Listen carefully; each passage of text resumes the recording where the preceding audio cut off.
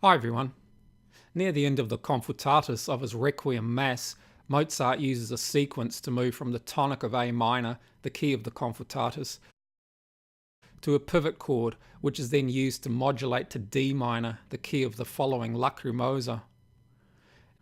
Instead of using a diatonic sequence, however, Mozart here descends chromatically by step from A to G, and then diatonically from G to F.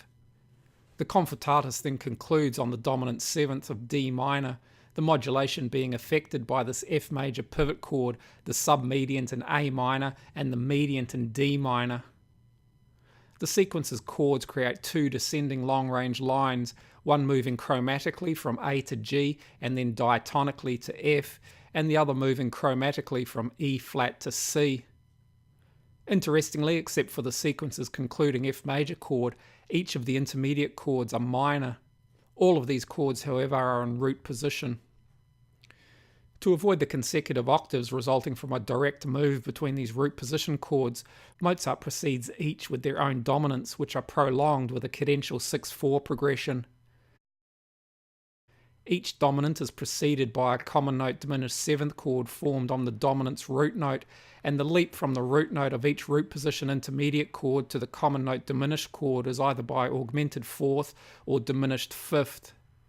It's been suggested that use of these intervals along with the minor intermediate chords reflects the character of this section of the Confutatis text.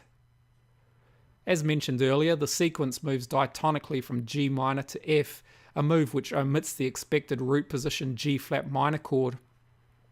To achieve this omission, Mozart, after beginning the section of the sequence like the others with a common note diminished seventh chord moving to a cadential 6/4, then moves from the second inversion G flat minor triad directly onto the subsequent common note diminished seventh chord on C.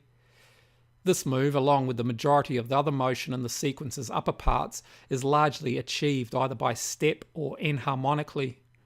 Here, for example, B double flat and G flat, the third and root note of G flat minor, are enharmonically equivalent to A and F sharp, the fifth and third of the following D sharp common note diminished seventh chord.